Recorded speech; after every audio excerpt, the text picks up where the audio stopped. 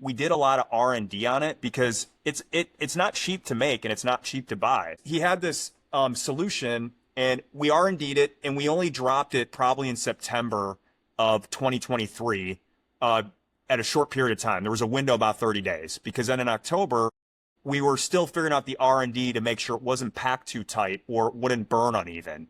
And so I froze production in October through February and said, hey, look, we released on the market. It got immediate great reception. We could have kept going with it, but I was terrified for the consumer because that was an expensive product. If it didn't burn the right way, you lost them immediately because your first impression is so important.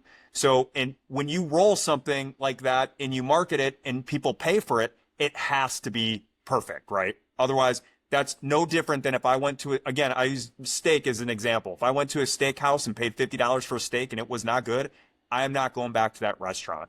So we froze production on it, did more R&D, and it actually got down to where I was calculating cubic volume for him because we had an actual issue where they were a little too short and they were packed too tight.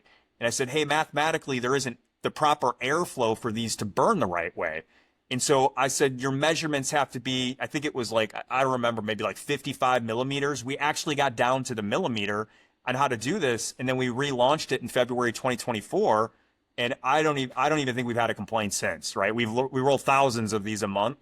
And so the quality in the R&D and the QC has to be there, not only with the product quality. And that team has done an amazing job to where, it is a popular product. It's very expensive for us to make, but I believe in what the patients really want, what they relate to. So much so that we've expanded to try to make it centered around more kind of exclusive drop.